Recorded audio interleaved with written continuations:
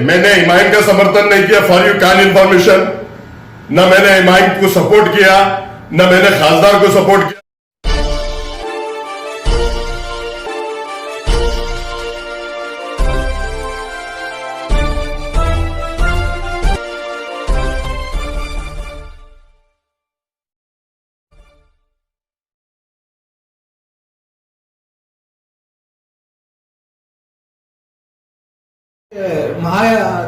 आघाड़ी की सरकार है महाराष्ट्र में, हालात खराब होते जा रहे हैं कोरोना के। महाराष्ट्र में औरंगाबाद में भी हालात सही नहीं है कोरोना की, डेथ रेट भी बढ़ रहा है, पेशेंट भी बढ़ रहे हैं। ऐसे हालात में ये जो चेन है उसको तोड़ने के लिए कुछ दिनों में कड़क लॉकडाउन लगाने का फैसला मुख्यमंत्री ले सकते हैं। तो आपकी भूमिका क्या है इसमें?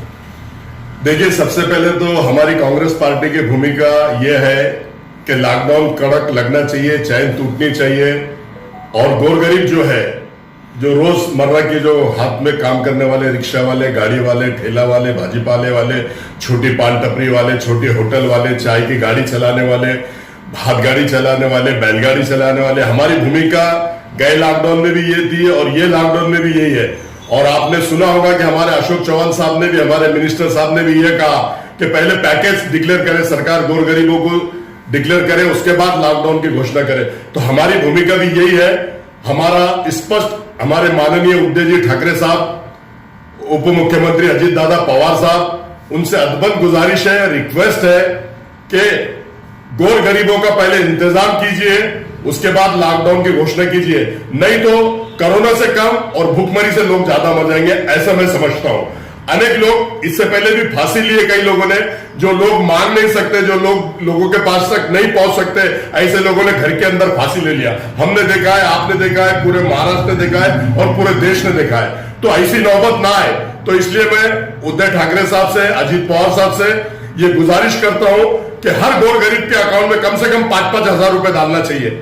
रिक्शा वाले, ठेले वाले, बैलगाड़ी वाले, हाथ गाड़ी वाले, बखार पे काम करने वाले, छोटे मोटे व्यापारी, इनको 5-5 हजार की मदद करना चाहिए सबको, जितने भी गोरगरीब है। और खास तौर पे रिक्शा वालों के, आज रिक्शा वालों के गए बारी से अभी तक इतने बुरे हाल है। उन्होंने दो सीट लेके जाएंगे स्टेशन, तो उनको क्या मिलेगा? 100-150 रुपए कमाते हैं और उसके ऊपर उनको फाइन भरना पड़ता है। 2 व्हीलर वालों को फाइन। एक तरफ आप कोरोना की मार से लोग मर रहे हैं, दूसरी तरफ आप भूखमरी से लोग मर रहे हैं, और तीसरी तरफ आप कारपोरेशन हो जाए, पुलिस हो जाए, उनके ऊपर गाड़ी लगा के 500 रुपए का फाइन, मास्क के लिए 500 रुपए का फाइन। उनको वार्निंग दो, उनको टाइट करो, उनको बोलो 1 से 2 बार नहीं दिखना है, 1 से 2 बार दिखता है तो आप फाइन लगाओ। लेकिन सब तरफ से आप अगर जनता पे वोट डालेंगे और जनता को मारेंगे, तो मैं अदबन गुजारिश करता हूं कि ऐसा पुलिस डिपार्टमेंट हो जाओ, कारपोरेशन हो जाओ, कलेक्टर साहब हो जाओ, डिविजनल कमिश्नर साहब हो जाओ, और हमारी महाराष्ट्र की सरकार जो सत्ता में है, उनको भी मैं कहना चाहता हूं कि जो नियम आपने लगाए हैं, ये जनता के ऊपर ना थोपो, जनता को उसका मुआवजा भरने की जरूरत ना पड़े। उनको वार्निंग दो, उनको घर पे भेजो, उनको गाड़ी बाजू लगाकर घंटा भर रोक के भेजो। लेकिन 500, 1000, 2000 जो फाइन हो रहा है, ये सरासर गलत है। गोर गरीब जनता कहां से भरेंगी? आप तो पहले तो लोग जो भाड़े का घर में रहते हैं उसका भाड़ा भरा जा रहा है, किराना की दुकान है, दुकान का भाड़ा भरना पड़ता है, लाइट बिल है, कारपोरेशन टैक्स नहीं भर रही। मेरी अदबन गुजारिश है कारपोरेशन के अस्तिक कुमार पांडे साहब से कि पूरे साल भर का टैक्स माफ करना चाहिए। और गवर्नमेंट से भी ये गुजारिश है, उद्धव ठाकरे साहब से, अजीत पवार साहब से, कि लाइट बिल भी पूरे साल भर का लोगों का माफ होना चाहिए। माफ तो छोड़ो, आप उसके ऊपर जो इंटरेस्ट लगा रहे वो भी नहीं लगना चाहिए, और टोटल कम से कम 50% लाइट बिल माफ होना चाहिए। ऐसी मेरी गवर्नमेंट से मांग है, कारपोरेशन से मांग है, और ऐसा मैं मांग करता हूं। नहीं, अफसर खान साहब, अभी तक के जो देखा गया, अफसर खान हमेशा जो है एमआईएम के विरोध में थे, लेकिन अचानक एमआईएम के समर्थन में कैसे आ गए आप लॉकडाउन के लिए? देखिए, मैंने एमआईएम का समर्थन नहीं किया, फॉर यू काइंड इंफॉर्मेशन। न मैंने एमआईएम को सपोर्ट किया, न मैंने खासदार को सपोर्ट किया। गोर गरीब जनता, हम तो गोर गरीब जनता के लिए 25-30 साल से लड़ रहे हैं। गोर गरीब जनता हमको चुनकर देती है। हमने हमारे वीडियो में भी कहा, हमारा समर्थन एमआईएम को नहीं था।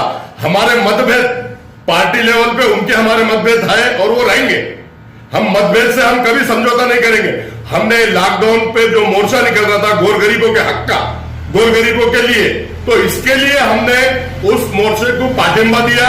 हमारे राजकीय मतभेद आज भी है, कल भी रहेंगे और आने वाले कल में भी रहेंगे, वो उनका पक्ष की भूमिका लेंगे, मैं अपनी कांग्रेस की भूमिका लूंगा। आपने देखा होगा इससे पहले भी मैंने खासदार का काम नहीं किया था, उसमें हमारी अनेक बाचा बाची हुई, बहस हुई। तो मैं जो पार्टी में रहता हूं उसका पूरी ईमानदारी से काम करता हूं और मैं पार्टी के लिए कभी भी बढ़ चढ़ के काम करता हूं और गोर गरीब के लिए मैंने मोर्चे को समर्थन दिया था। हमारे राजकीय मतभेद है वो हमेशा रहेंगे, ऐसा मैं कहता हूं। नहीं, जब से ये शहर में चर्चा होने लगी थी कि आप यमान में तो नहीं चले जाएंगे, ऐसी भी चर्चा थी शहर में। देखो चर्चा तो अनेक होती है, अभी बीजेपी बार बार बोलती है कि हम सरकार गिरा रहे हैं, उनके आमदार हमारे पास आ रहे हैं, हमारे आमदार उनके पास जा रहे हैं, तो राजकीय मुहावरा रहता। अब राजकीय मुहावरा ऐसा जब मैं जा रहा हूं तो मुझे ही नहीं मालूम, तो लोगों को कैसे मालूम होगा?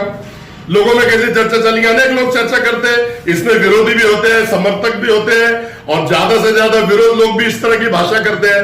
मैंने गोर गरीब लोगों के लिए रिक्शा वाले, बैलगाड़ी वाले, भाजी वाले, छोटे पान टपरी वाले, रिक्शा वाले को सबके इनके लिए मैंने मोर्चे को समर्थन करा था।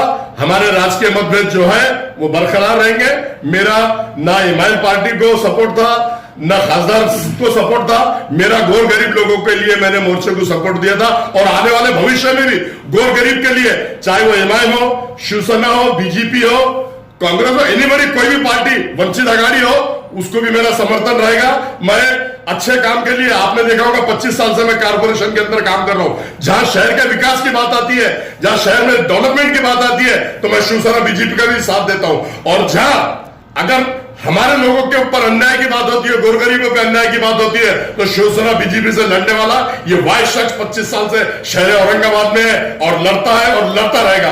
राजकीय मतभेद एक अलग चीज है, गोर गरीबों को पार्टी मत देना एक अलग चीज है, ऐसा मैं कहता हूँ। 2 दिन में जो है रमजान चालू होने वाले हैं, इसमें अभी इबादत गाह बंद है, तो गवर्नमेंट से क्या डिमांड रहेंगी आपकी रमजान की माह के लिए? देखिए, इससे पहले भी मैंने अपने वीडियो के माध्यम से, आप लोगों के माध्यम से ये कहा है कि जैसे आपने शादी को 50 लोगों की परमिशन दी है, मैयत को 20 लोगों की परमिशन दी है, तो हमारी जो तरावी है महाराष्ट्र, मैंने तो औरंगाबाद शहर की बात नहीं, पूरे महाराष्ट्र से उद्धव साहब से गुजारिश की है, अजीत पवार साहब से गुजारिश की है कि 50-50 लोग एक एक मस्जिद में मास्क के साथ तरावी पढ़ने की और रोजा खोलने की और नमाज पढ़ने की ऐसी परमिशन दी जाए। और मैं समझता हूं कि एक अच्छा काम है, माह रमजान में जब हाथ उठता है, दुआएं होती है, तो इससे बलाएं भाग जाती है, इससे जो कोरोना फैल रहा है वो भी नष्ट नाबूद होगा, ऐसा मैं कहता हूं। उद्धव ठाकरे साहब ने और अजीत पवार साहब ने हर मस्जिद के अंदर तरावी को, रोजा खोलने के लिए, नमाज पढ़ने के लिए 50-50 लोगों की परमिशन देना चाहिए, ऐसी मैं अदमन गुजारिश करता हूं। आखिरी सवाल ये है कि कड़क लॉकडाउन को आपका सपोर्ट है या नहीं? नहीं, मैं तो कड़क लॉकडाउन के हमेशा विरोध में था, पहले भी विरोध में था, आज भी विरोध है, आने वाले कल में लॉकडाउन लगता है तो उसके भी मैं विरोध में हूं। लेकिन अगर लॉकडाउन लगा रहे, चेन तोड़ना है आपको, तो गोर गरीबों की सोचो, गोर गरीबों को आज पैकेज दो, फिर मैं लॉकडाउन के फेवर में हूं, वरना मैं लॉकडाउन के विरोध में हूं। इससे जुड़ा हुआ एक सवाल है कि आप प्रशासन को जिम्मेदार मानते हैं बढ़ते हुए कोरोना पेशेंट, क्योंकि आपने एक टीवी चैनल के डिबेट में कहा था कि 6 महीने से कोरोना का सो रहा था, इस बारे में आप क्या कहेंगे? इसका जिम्मेदार प्रशासन है? देखिए, प्रशासन तो अपने लेवल पे हर जगह काम कर रहा है। हमारे राजेश टोपे साहब आपने देखे होंगे, साल भर से हर जगह जाकर वो काम कर रहे हैं, वेंटिलेटर बढ़ाने की बात कर रहे हैं, हॉस्पिटल बढ़ाने की बात कर रहे हैं। जहां मैदान है बॉम्बे में, वहां पर भी बेड लगाकर हजारों की संख्या में बेड लगा रहे हैं, वेंटिलेटर दे रहे हैं। लेकिन आज हमारे घाटी हॉस्पिटल में वेंटिलेटर सबसे कम है, मेरे हिसाब से 90 कुछ वेंटिलेटर है, 97 कुछ। यहां पर भी वेंटिलेटर कम से कम 400-500 की संख्या में होना चाहिए। मिनी घाटी है, हमारी घाटी है, और यहां पर जितने प्राइवेट हॉस्पिटल है गवर्नमेंट ने उसको भी प्रोवाइड करना चाहिए। आज जो जिसको निमोनिया है, खांसी है, दम्मे की शिकायत है, ऐसे लोगों को वेंटिलेटर लगता है, तो गवर्नमेंट ऐसे लोगों की काळजी लेकर वेंटिलेटर का इंतजाम ज्यादा से ज्यादा करना चाहिए। ऐसी मैं राजेश टोपे साहब से, हमारे सीएम साहब से, हमारे डिप्टी सीएम साहब से गुजारिश करता हूं, कलेक्टर साहब के माध्यम से डिविजनल कमिश्नर साहब को यह कहता हूं कि ये सरकार तक ये बात पहुंचाए कि शहर औरंगाबाद के अंदर वेंटिलेटर की बहुत कमी है, तो वेंटिलेटर ज्यादा से ज्यादा बढ़ाने की कोशिश हमने, आपने, सबने मिलकर करना चाहिए। आपके माध्यम से आपने भी करना चाहिए, ऐसा मैं कहता हूं।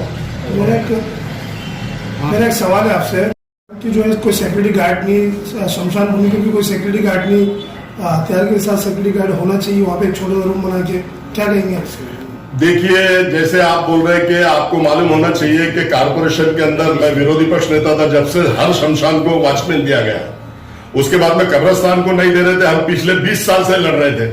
20 साल से लड़ने के बाद में हर कब्रिस्तान को वॉचमैन दिया गया, हर कब्रिस्तान पे रूम है, हर कब्रिस्तान पे पानी की टाकी है, रिटेनिंग वॉल बनाने का काम हमने करवा के लिया कारपोरेशन से। और अगर नहीं है तो उस एरिया के नगर सेवक ने पाठ पुरावा करके हमने एक ही दिन में, प्रभाग सभापति था मैं, हमारे एरिया में 22 कब्रिस्तान आते, 22 कब्रिस्तानों को मैंने वॉचमैन के नियुक्ति पत्र लेके सबको दिया। और आज 22 कब्रिस्तान हमारे जितने उसमें आते, हमने 22 लोगों को लेटर देके आज वो वॉचमैन वहां कर रहे हैं। सीसीटीवी कैमरे भी नहीं है सर वहाँ पे गेट के ऊपर? सीसीटीवी लगाना चाहिए, लग रहे हैं स्मार्ट सिटी में हर जगह लग रहे हैं। हमारे कारपोरेशन ने, कमिश्नर साहब अस्तिक कुमार पांडे साहब ने लगाना चाहिए, चाहे शमशान हो, चाहे कब्रिस्तान हो, चाहे मेडिकल हो, एनीबडी जहां जहां ऐसे हादसे होने की संभावना है वहां पर हमारे पुलिस डिपार्टमेंट, हमारे पुलिस कमिश्नर साहब बहुत अच्छे हैं, गुप्ता जी, उनसे भी मैं गुजारिश करता हूं कि जहां जहां सीसीटीवी कैमरे नहीं है वहां कारपोरेशन ने और आपने कोऑर्डिनेट करके, आमदार खासदार से कोऑर्डिनेट करके हर जगह, स्मार्ट सिटी में तो अपने को फंड आ रहा है, उसमें हर जगह सीसीटीवी कैमरे लगना चाहिए। ऐसे मैं गुजारिश अस्तिक कुमार पांडे साहब से, पुलिस कमिश्नर साहब से करता हूं।